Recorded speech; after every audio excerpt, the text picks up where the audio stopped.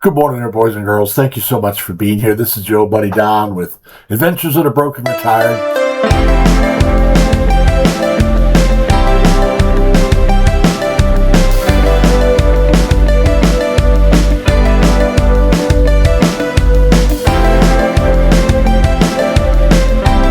I have been working diligently. I'm still learning the editing program.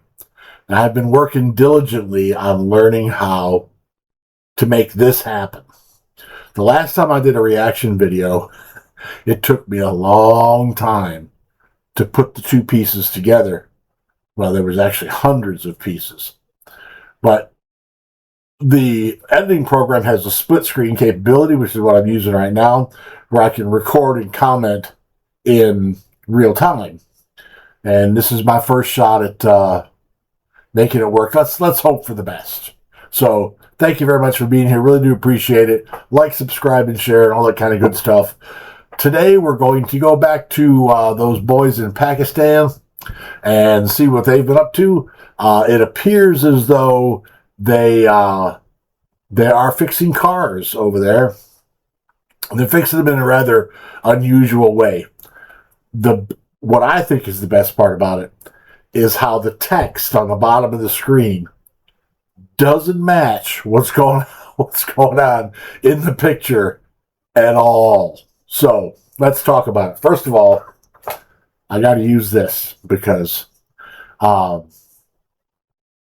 it's hard to read this first thing without pointing word to word. This says, "Today we will observe how the process of repairing a heavily damaged car until it returns to normal condition in Pakistan." Now, I'm pretty sure I read that right. It's on there. You can see it. So, but what I got to say, first of all, is these cars are not heavily damaged. They're cut up with a saw. They're taken apart. And the only thing I can figure is that what they're doing is they're taking these cars apart as much as they can to save space so that they can ship more of them on fewer trucks. Let's get a look at this and see what goes on. All right, here we go. I'm going to try to get the commercials out of here too, by the way. All right, there we are. And there's old buddy Rocky. Now we're going to observe the process of repairing the car. So there it is. The initial repair process begins with the dismantling of the vehicle's frame. Well, they're not dismantling the frame. They're just moving the parts that other people have already taken off. They just loosen up all the parts and put them loose on the car. All right. Mechanics remove the exterior panels, bumpers, fenders, and supporting components using an impact wrench and hand tools. Okay. They're using hand tools. That's absolutely right. There is no impact wrench. There's going to be a bunch of references to tools that these guys are not using as this goes on. So here they are. There we go. I love this. Factory welds are exposed with spot weld remover, revealing the frame structure. Now, wait a minute. Factory welds are exposed with spot weld remover. There's no such thing as a spot weld remover, and the factory welds are not exposed by using one of those. I have no idea what that is supposed to mean. I've not a clue. Let's see what else he's up to. Look how young these guys are. I mean, how old are they? That kid's not old enough to shave.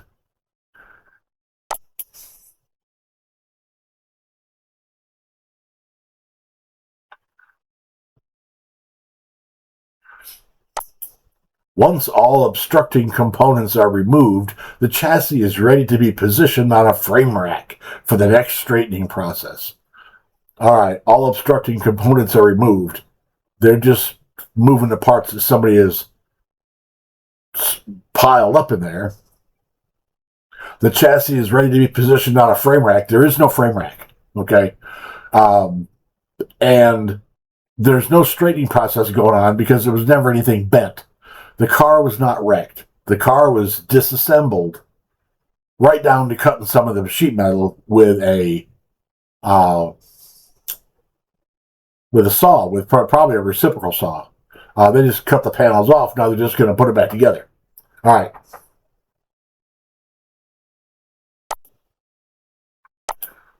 Watch this guy walk in the back seat. I love that.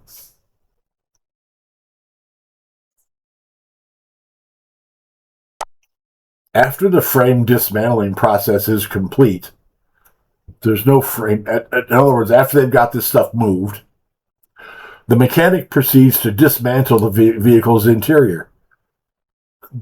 It's already dismantled. It's just sitting. It's just piled in there. I have no idea how this text is supposed to relate to the video, and it gets better.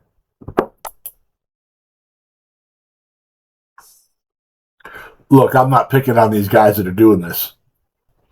The seats, dashboard, wire harness, and interior panels are removed using trim removal tools and a ratchet.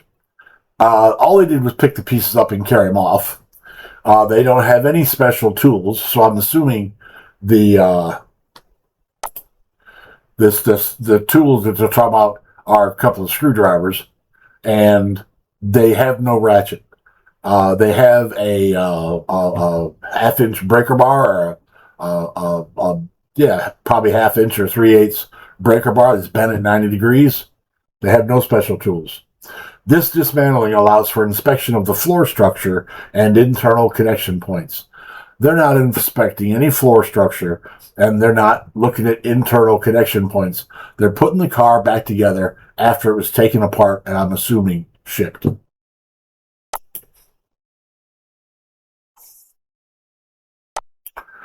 While also ensuring electrical components are not exposed to heat during the welding process. Now, I'm going to tell you, I have worked on a lot of cars in my life. I've worked on a lot of cars. And the guy that's doing this aspect of it, this part of it, does not worry about what the welder's going to burn, okay? The welder worries about what the welder's going to burn. This guy's just throwing pieces together. He's just making two parts into one.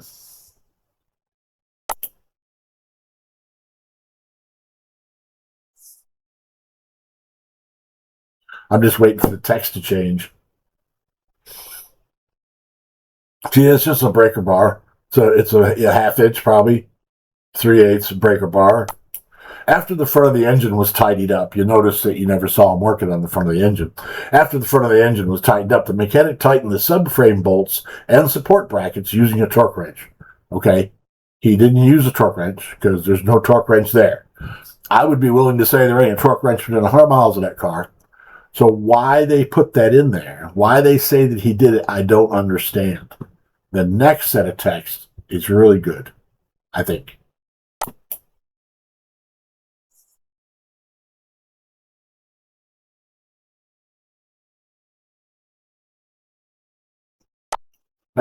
Yeah. Once the structure was stable, the vehicle was lifted using a hydraulic jack and supported on the jack stands for safety. I would say that the nearest jack stand is probably sitting right next to the nearest torque wrench. There's no torque wrench or jack stands, and there is zero concern for safety throughout this entire video. There's just no question about that.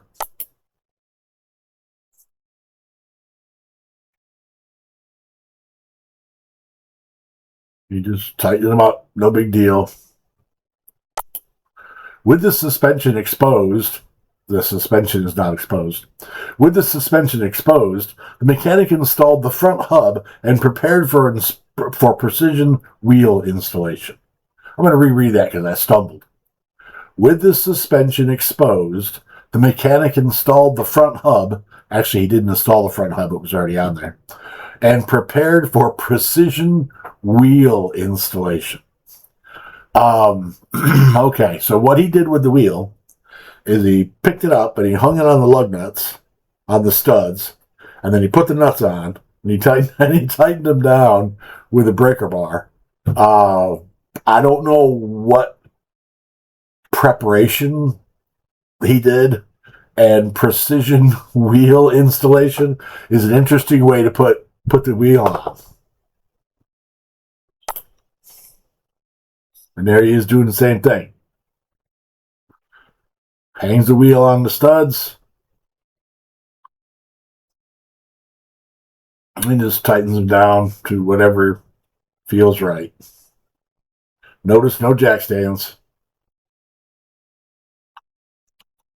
Once the wheel is successfully installed, which, by the way, in the picture that this text is on, the wheel is not installed. Once the wheel is successfully installed, the mechanic proceeds to install the springs into the front suspension system. Well, there's a spring. He's got a spring. It's part of the strut. And he's not installing the spring. He's installing the strut assembly. Now, why would the strut assemblies be removed? The only thing I can figure is that they take the struts off so the car sits down flat, sits down lower during shipping. Otherwise, there's no reason to take them off and then just put them right back on. Once the wheel is successfully installed, which it's not, the mechanic proceeds to install the springs into the suspension system. Those are struts, not springs. I'm not getting nitpicky there. That's just a fact.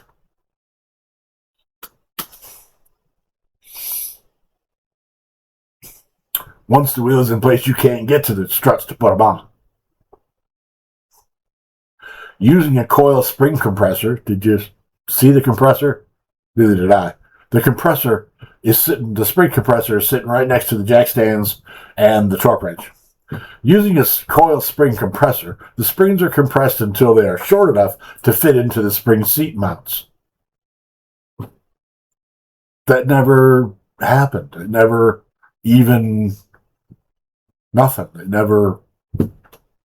Why is that even in there?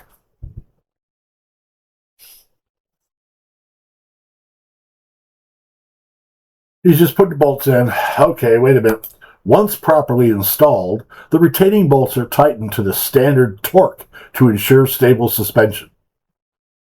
There's no torque wrench in his hand. In case you're not familiar with what a torque wrench is, on an automobile, on everything that's got nuts and bolts, basically, the engineers who designed it have a certain tightness. It's called torque. A certain tightness that each nut and or bolt is supposed to be. You're supposed to tighten the nuts and bolts to a certain torque, to a certain tightness. And there's a special tool called a torque wrench that you use to do that with. That's not a torque wrench. That's a half-inch breaker bar. So I don't know why they put this text in with that picture. Because they're trying to fool somebody into something, I guess.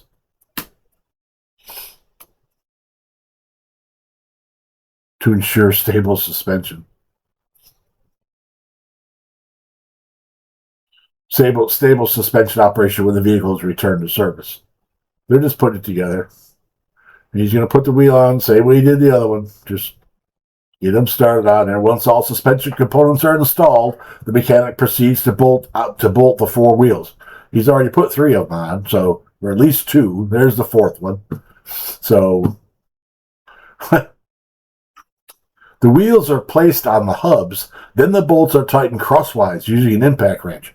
Well, is he going to use an impact wrench or is he going to use a torque wrench? Because you don't need to use both, first of all. Second of all, there's no cross-tightening going on here, okay? And third of all, he doesn't have an impact wrench or a torque wrench, so I have no idea why they put that on there. Yep, he's just... Notice how hard it is to turn that... Once everything is installed, final tightening is performed with a torque wrench. No, it's not. There's no torque wrench near that dude. The torque wrench is with what was it? The jack stand and the impact. Anyway, once everything is installed, final tightening is performed with a torque wrench to ensure each bolt meets the manufacturer's specified. It'll have more text on the next one. Meets the manufacturer's specified torque standards, ensuring the wheels are secure when the vehicles return to service.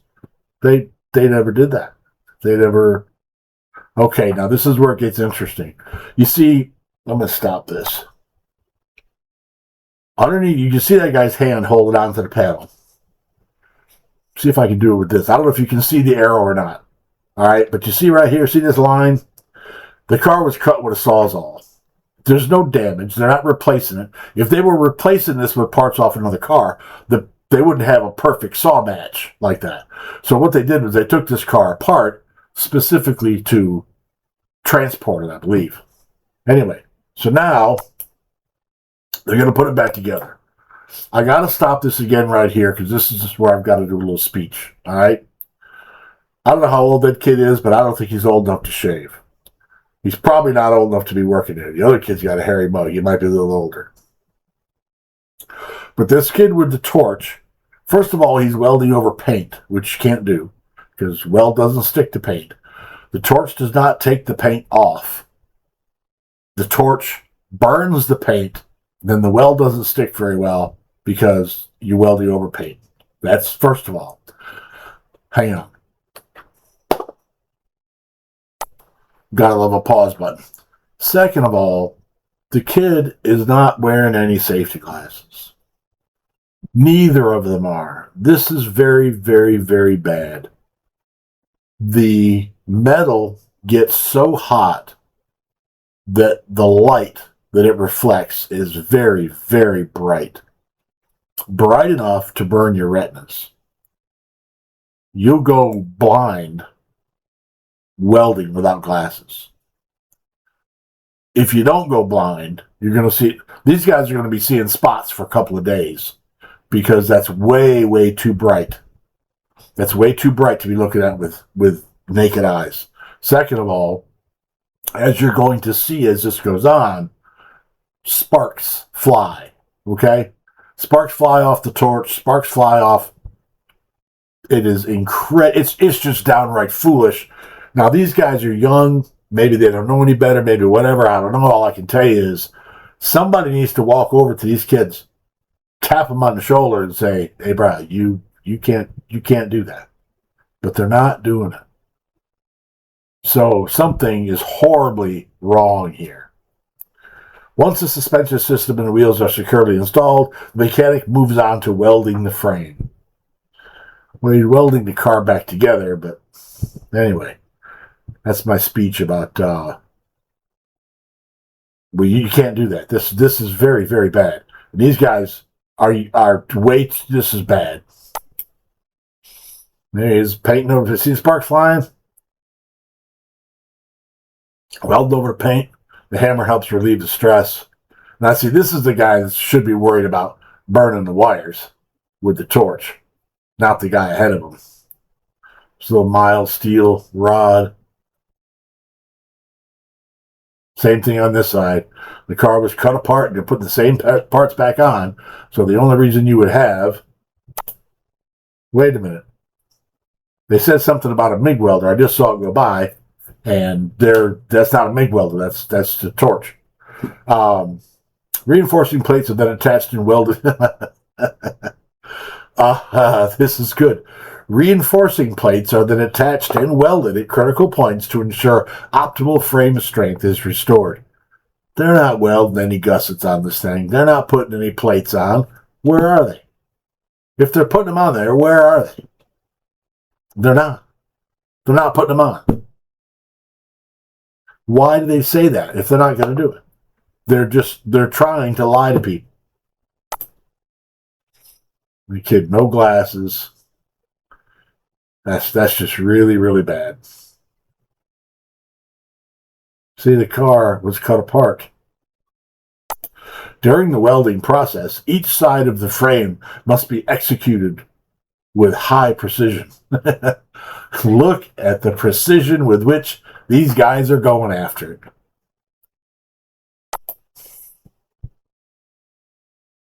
And he's welding without stuff too. And he's got loose clothing on.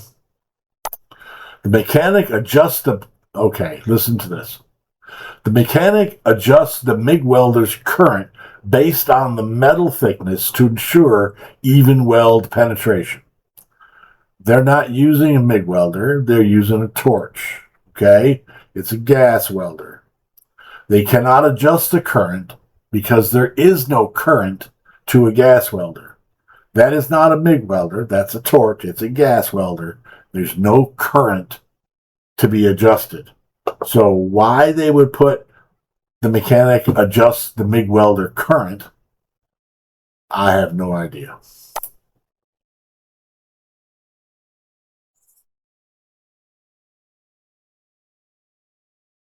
Right over the paint. Look at the precision with which they measure everything to make sure it's all right. After a weld line is completed, the frame geometry is reckoned with a measuring gauge to ensure there are no distortions. All right, you see right here? I hope you can see my arrow. You see what they got laying right there in the floor of that car? Right there's a come along. All right, evidently their measuring gauge is that come along. They ain't measuring nothing. They're welding the car back together the way it was. I have no idea why they're trying to fool us like this.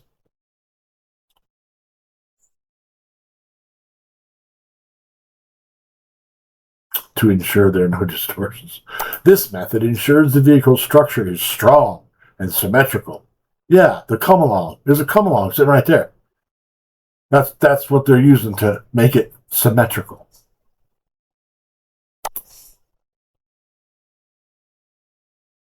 Those guys, actually, they're not doing so bad with the torch. All right, we're back.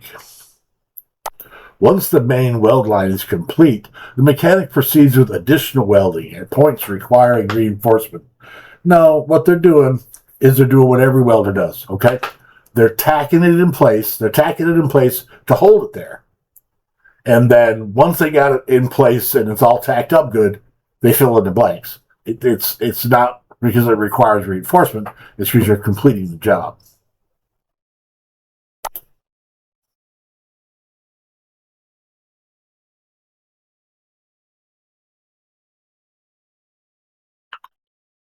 It amazes me. The joint area is yeah, this is good. This is good. The joint area is inspected using an inspection light to ensure there are no gaps or weak spots. All right. Did you see him using the inspection light? No, I didn't think so. You know why? Because there is no inspection light. The only way an inspection light would work would be if you were doing it in complete darkness, okay? First of all. Second of all, where are you going to look with an inspection light? How are you going to tell? Third of all, that inspection light, which probably doesn't exist, is right next to the jack stand and the torque wrench and the impact wrench and all the rest of the stuff, the measuring tools that they're not using.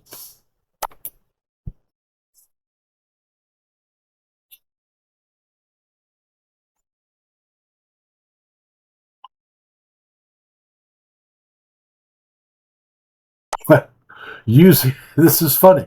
Using a lower current setting, the mechanic adds a new weld layer to maximize the frame's structural strength. There's no current to be adjusted on a gas welder. A. B. There's no new weld layer being added, and it doesn't improve the strength. So what are they talking about? Look how smash flat that bracket is. That looks like that bracket took a hit.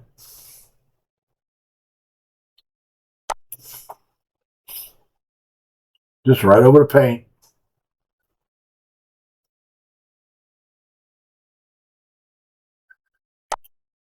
MIG welder. The mechanic welds the sides of the roof in stages. MIG welder. It's not a MIG welder, it's a torch. The mechanic welds the sides of the roof in stages to prevent whatever. It goes off the screen. That's not the roof. So I don't know what they're talking about.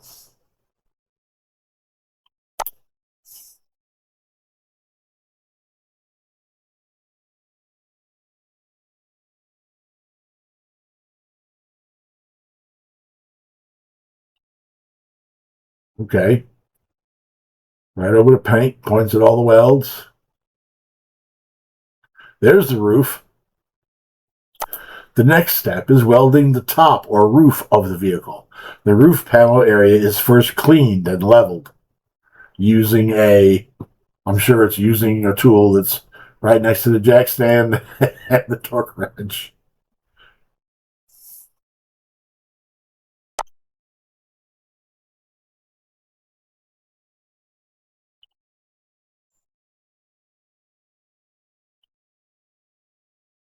Oh, using a grinder to ensure the metal is ready for welding.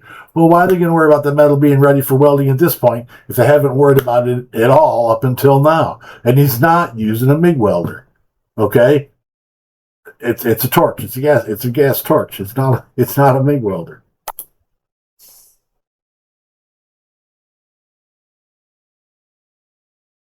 No safety. Look how close his face is to that.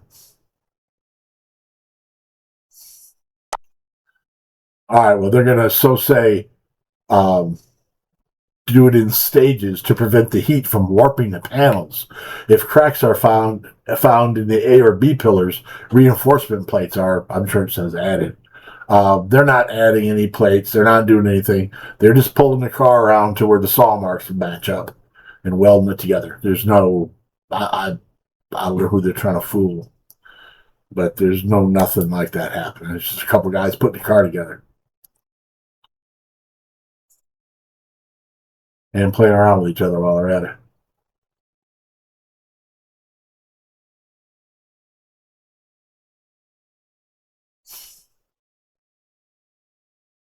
You see right here, you can see the cable in the lower left corner. That's to come along. And see this jack. They're pushing the car out. The process continues with welding on each side of the roof to restore the strength of the vehicle's superstructure. They're not doing it to restore the vehicle's superstructure. They're doing it to hold it together. And they got the car all twisted up with the come along and the jack to hold it in place close enough to be able to weld it.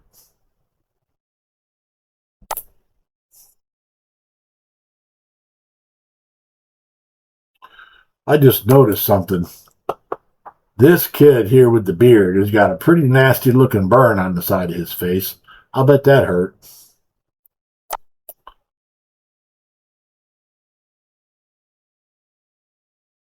Prior to welding, each side of the roof pillar and joint are cleaned with a grinder to prepare them. No, they're not. No, they're not.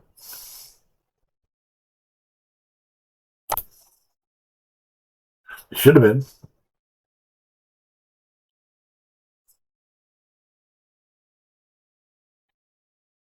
The mechanics weld in stages from one side to the other using a low current MIG welder to prevent panel warping.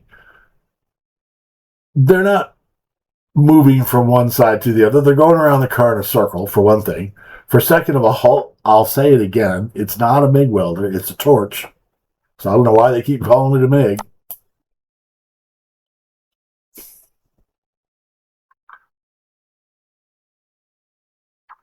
You see the come along is still in there, just hanging there. They haven't disconnected yet. See the hook coming through with the tail lights go on.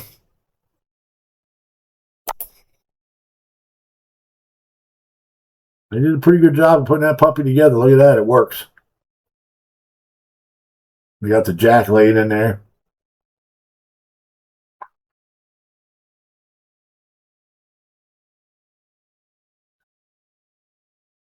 Look at the sparks flying, bouncing off the kid's face.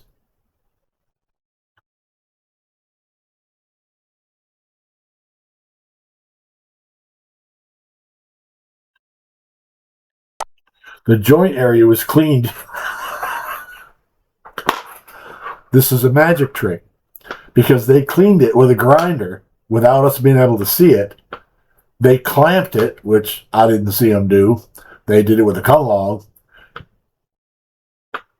And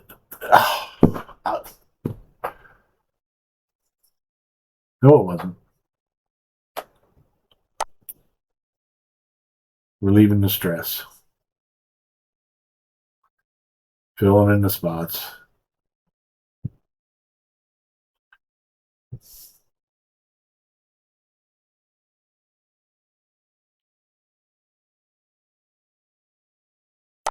The joints were checked again to ensure there were no gaps, and then a layer of seam sealer was applied to enhance the body's tightness.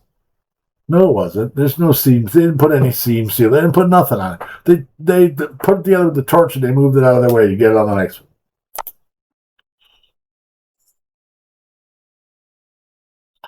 All right, now they're going to go do some body work too. See, no seam sealer anywhere, no nothing. It's just welded back together. Now they're going to start doing the body work. All right, is smooth using a finishing grinder. Oh, they're using a grinder and an orbital sander. There's no grinder or orbital sander in this video. They're just knocking it off with some sandpaper. Okay, here goes the Bondo. By the way, you're not supposed to put Bondo over paint. So here they go, sticking it right over the paint.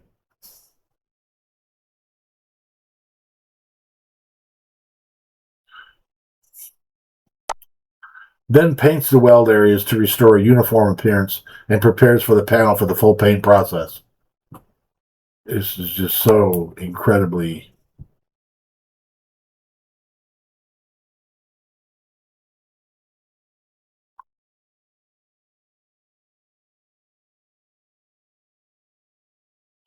When he's preparing the surface for the base coat, they're doing the body work.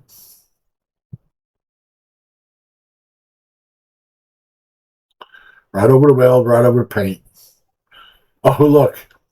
The welded areas are then coated with a primer using a brush-on method to protect the metal and seal the surface before main painting stage. That's not a brush putting on primer. That's body putty. It's Bondo. It's filler. I don't know who they're trying to fool here.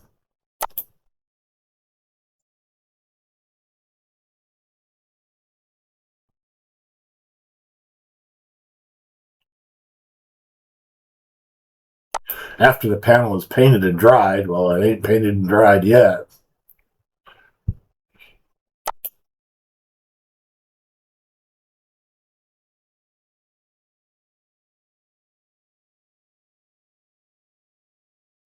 With the aid of a special inspection light. Have you seen that inspection light? You know why? Because it's right there with the torque wrench and the jack stand. The surface is inspected by feeling it. The surface is inspected by feeling the sanded area to ensure a smooth and even texture. Part of that text was continued from the picture before, but none of it made any sense anyway. There was no inspection light going on.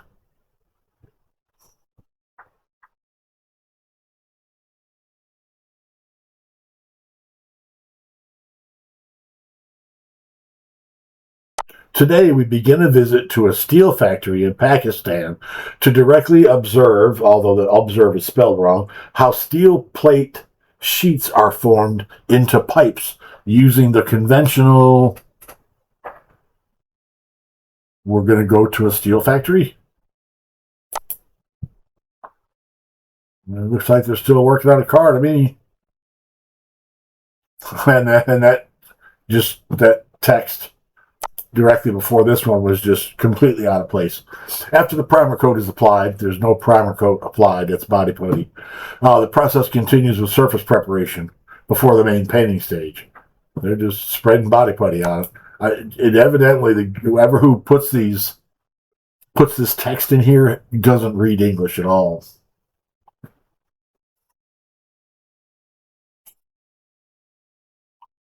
Look how young that kid is. What is he, 10? After the paint coat is applied, the paint is allowed to dry completely. Well, the paint's not applied yet. How old is that kid? He ought to be proud of himself. He's working hard.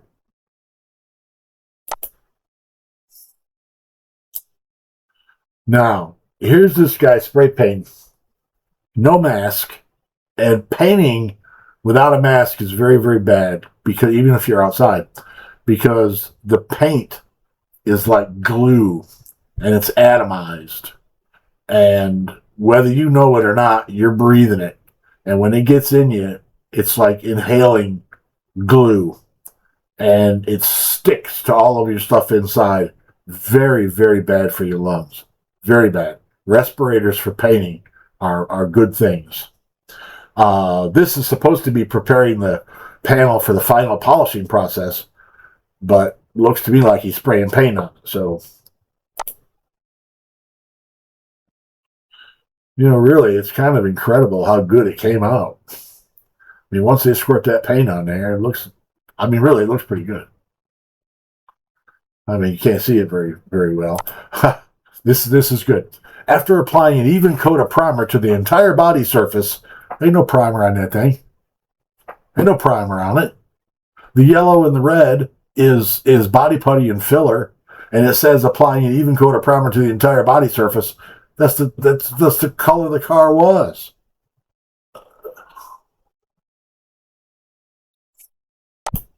And they're just painting right over the paint. That paint's going to peel. No preparation to the rest of the car. Just a base coat is applied. Interesting how they're filling that spray gun. This is interesting how they're doing it too.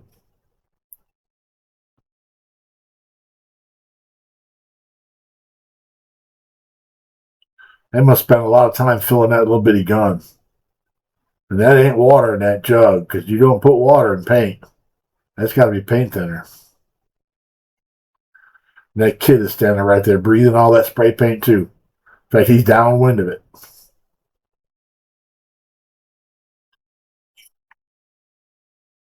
Once the body's dry, it's ready for polishing if necessary. Evidently, they don't plan on polishing it.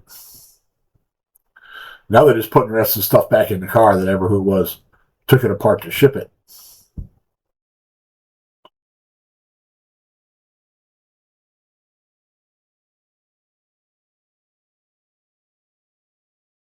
Putting everything back in. The car is right-hand drive, by the way.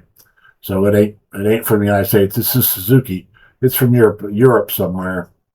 I don't know where. I don't know specifically which countries have right-hand drive and which have left-hand drive. There's something here I want to show you. We'll see in just a minute. I've watched this video probably 5 or 6 times. A lot of it was trying to make it into a video that I could use. But it is what it is. But there's all this precision they're talking about. And I might have already missed it. I probably already did. With the dashboard. There it is. You see right here, see this tab? Right in front of this guy's hand. There's a tab sticking off the car. Well, I don't know if you can see the arrow or not, the cursor. But that bracket is supposed to line up with that hole. That's part of what holds the dashboard in. And that ain't going to happen. After all the interior equipment is installed, the interior equipment is not all installed, the mechanic tightens the bolts on various interior components, such as the dashboard. Well, I would hope when he tightens the bolts, I'm really shocked he didn't say with a torque wrench.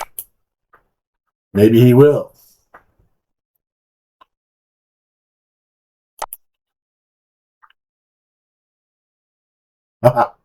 This process is performed using a small ratchet, which is not because they don't have a ratchet, and a torque wrench to ensure each component is securely, it'll say tightened before the car goes back into use in the next thing, I'm sure.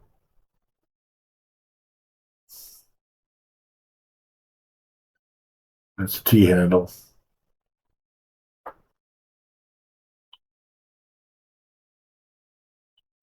They're not checking everything individually. I don't know who they're trying to fool. They're not checking everything individually. They're putting the car back together as quick as they can. That's how they get paid to do it. There's no cables. Those are wires, and those are plugs. And you can only put those plugs in one spot. They're all color-coded, and they all fit just only where they go. the body. It said that the body cables were all installed individually. Well, yeah, you've only got one hand to use. You can't put them all in at once. You can't plug in six at the same time.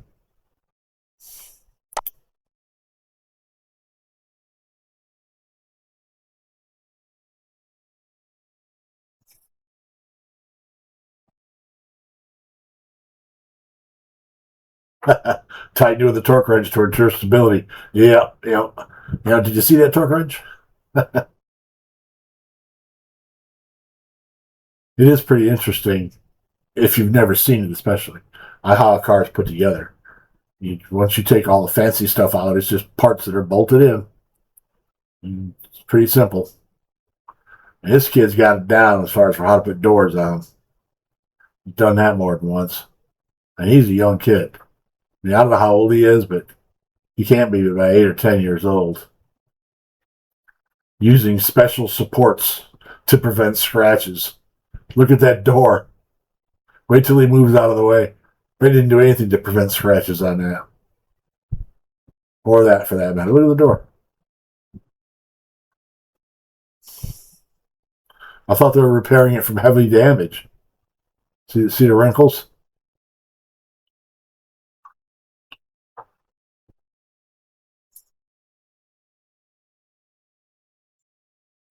After the rear panel repairs are complete, the mechanic installs the taillights into the body and connects all the wiring. Well, I would hope that he does connect all the wiring. That would be a pretty good idea.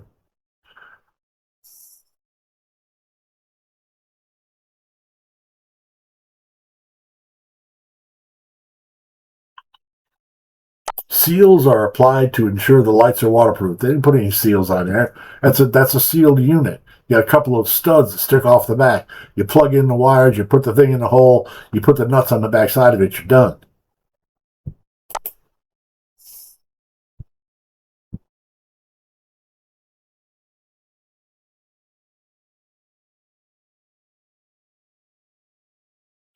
Actually, the kid did a pretty good job there.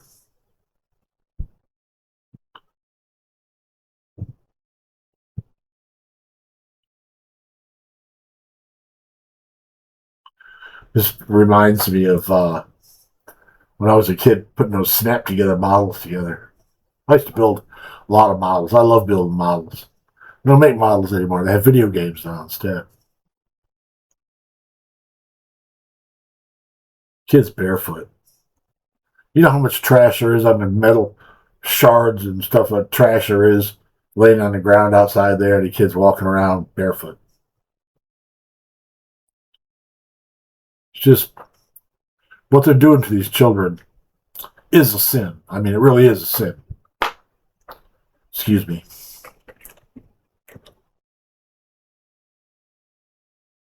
We had Burger King for lunch today.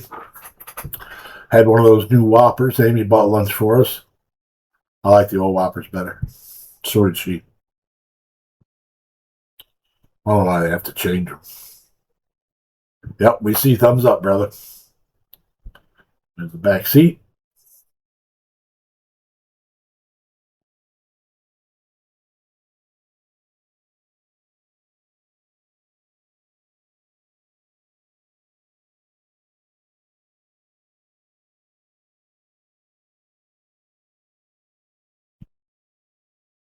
Can you imagine your kid doing that? Imagine doing that to your kids. I'm assuming they don't go to school.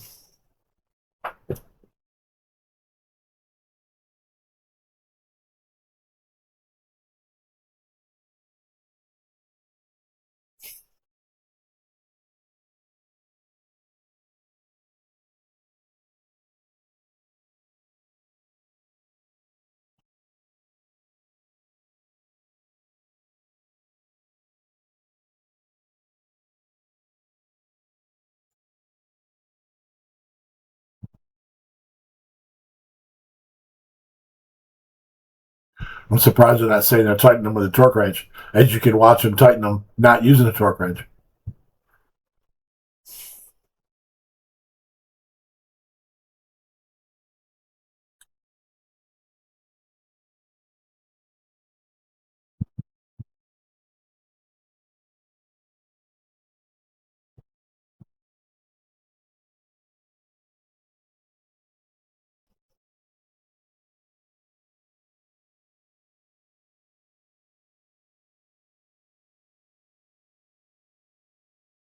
Can you imagine getting an American kid to work like that? I couldn't get an adult to work like that.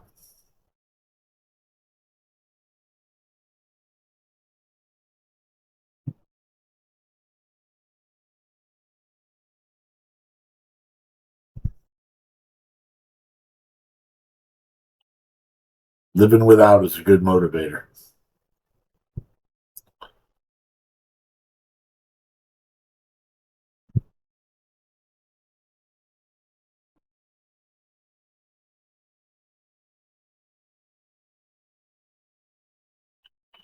There we go.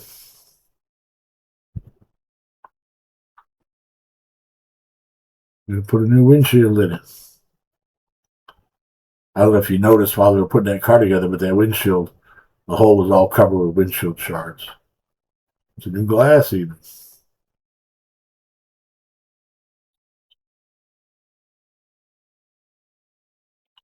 The wiper is then completely assembled. All it did was take the arms off.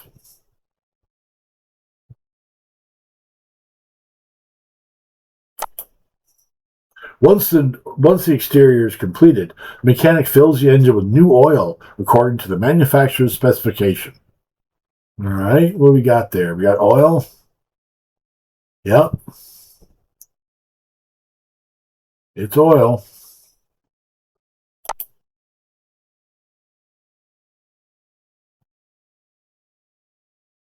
That looks like transmission fluid. It says engine oil, and that's water.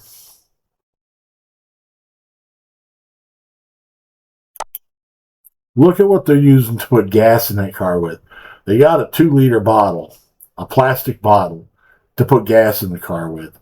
Now, obviously, this is not a car that can be sold in the United States because you couldn't put that gas in a car like that because it has the Fill-A-Neck stop thing. So you couldn't do that if it was a United States car.